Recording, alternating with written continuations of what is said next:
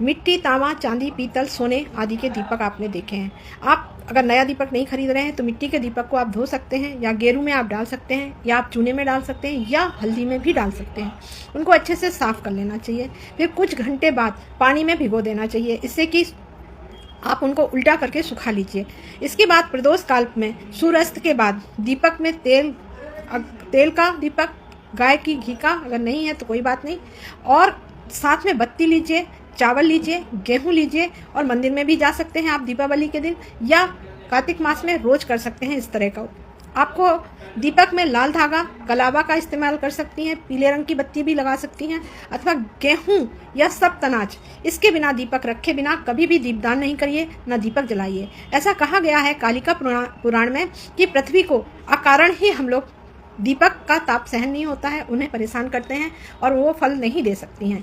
तो तेल का दीपक आप शिवलिंग के पास लगाइए एक, और दूसरा घी का दीपक आप श्री हरि नारायण के पास या विष्णु जी के पास या कृष्ण जी के पास लगाइए। जब आप दीप लगाती हैं उसके बाद उन प्रज्वलित करती हैं, उन दोनों दीपक को प्रणाम करना चाहिए। दरिद्र दहन स्रोत का पाठ आप शिव स्रोत का पाठ करिए, गजेंद्र मोक्ष का भी पाठ कर सकती हैं। ये दोनों पाठ करने से आपको हरिहर का जो अभी भार उठाने वाले हैं एक दूसरे का, तो यह फल मिलता है। इस तरह से वर्णन है कि स्नान चा दीपदान चा तुलसी वन पालनम भूमि सह्या ब्रह्मश्च चा द्विदल वर्जनम। ऐसा इसलिए कहा गया है कि कार्तिक में घी अथवा तिल के तेल जिसका दीपक जलता है उसे अश्वमेघ यज्ञ के समान फल मिलता है। दीपदान से बढ़कर कोई व्रत ना था, ना होगा, ना है दोस्तों। इसलिए कुरुक्षेत्र में सूर्य ग्रहण के समय और नर्मदा में चंद्र ग्रहण के समय हमें अपने वजन के बराबर तुला दान भी करना चाहिए। वह दीपदान का फल हम जो कार्तिक मास में दीपदान करने से मिलता है। तो आप समझ सकते हैं कि कार्तिक में दीपदान का मुख्य उद्देश्य पितरों का मार्ग प्रशस्त करना है, क्योंकि इस समय दक्षिणायन सूर्य है। कहा गया है कि तुला की संक्रांति पर प्रदोष काल में और उल्का हस्ता है नरा, मतलब पितरों को उस समय दर्शन करने आते हैं, उन पर दीपदान जरूर करना चाहिए। ऐसा कहा गया है कि भगवान महादेव ने कार्तिक में दीपदान का महत्व सुनाते हुए अपने पुत्र कार्तिकेय को भी कहा था कि मनुष्य के पितर और पितृगणों के साथ इस बात की अभिलाषा करते हैं कि हमारे कुल में कोई भी ऐसा उत्तम भक्त पुत्र उत्पन्न होगा जो कार्तिक में दीपदान करके श्री केशव को संतुष्ट या विष्णु जी को संतुष्ट कर सकेगा। इसलिए हमें दीपदान कहाँ करना है यह भी बहुत महत्वपूर्ण है। हमें देवालय मंदिर में करना चाहिए, कार्तिक में गौशाला में करना चाहिए, वृक्ष के नीचे करना चाहिए या तुलसी के समक्ष करना चाहिए, नदी के तट पर, सड़क पर, चौराहे में, ब्राह्मण के घर और अपने घर। इस तरह से हम दीपदान करें। अब अगर हम दीपदान कर रहे हैं तो यज्ञों का अनुष्ठान के बराबर हमें फल मिल रहा है। तो मैं कहना चाहूँगी यहाँ पर कि दीपदान का मतलब साधारण नहीं है दोस्तों, इसे हमें बहुत यज्ञ के समान समझकर करना चाहिए। जो मैं इसका फल बताना चाहूँगी, जो देव मंदिर में ब्राह्मण के घर में 1 वर्ष तक दीपदान करता है वह सब कुछ प्राप्त कर लेता है। जो कार्तिक में दीपदान करता है उसे स्वर्गलोक की प्राप्ति होती है। दीपदान से बढ़कर कोई व्रत नहीं है, ना होगा। दीपदान से आयु और नेत्र की ज्योति भी बढ़ती है और सौभाग्य होकर देव स्वर्गलोक में देवताओं द्वारा पूजित होता है। एकादशी को दीपदान करने का बहुत बड़ा महत्व है, इसलिए स्वर्गलोक में विमान पर आरूढ़ होकर लोग आते हैं और जिसका भी दीपदान आप करते हैं विष्णु जी का या शिव जी का, आपको निश्चित है फल मिलता है।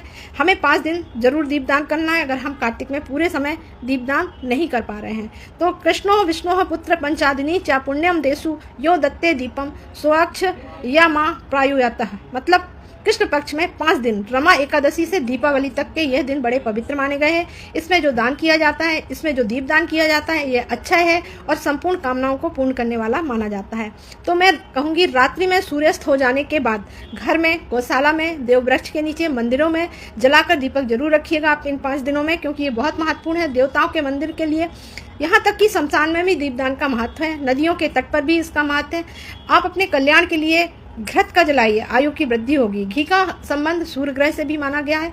5 दिनों तक दीपक जलाना चाहिए। ऐसा करने से जो श्राद्ध लोग नहीं कर पाते हैं, तर्पण नहीं कर पाते हैं, वह भी पितर इस दीपदान के पुण्य से परम मोक्ष को प्राप्त होते हैं। तो जैसा मैंने बताया है कि ये 5 दिन दीपदान से क्या क्या आपके लिए पॉजिटिव होने वाला है, और आप एकादशी से शुरू करिए दीपदान। और शिव के समक्ष मैंने बताया है कि तेल का दीपक जलाइए, और श्री कृष्ण या विष्णु के सामने आप घी का दीपक जलाइए। इस तरह से आप 2 दीपक तो रोज जलाइए आज 5 दिन तक, और इससे आपको बहुत सारा फल मिलेगा। बस दीपक के नीचे चावल या सब तनाज कुछ भी रखिए, क्योंकि पृथ्वी पर डायरेक्ट दीपक कभी नहीं रखना चाहिए। बहुत ध्यान रखिए इस चीज़ का, इससे पृथ्वी आपको फल लेने नहीं देती है। क्योंकि पृथ्वी को इसका ताप सहन नहीं होता है। तो इस तरह से आप दीपदान 5 दिन का बहुत महत्वपूर्ण करके करिए। और मैं कल आपको बताना चाहूँगी 5 दिन हमें विशेष रूप से क्या करना है। मैं 5 दिन आपके, एक दिन आप स्वास्थ्य का दिन मानिएगा, एक दिन अपनी सुंदरता का, व्यक्तित्व निखारने का दिन भी मान सकते हैं, एक दिन आप दीपावली से लक्ष्मी प्राप्ति करते हैं, आप उसके अगले दिन अन्नकूट के दिन आप अपने आप को खान पीन से संबंधित, आहार से संबंधित किस तरह से डाइट से हम अपने स्वास्थ्य को ठीक करेंगे।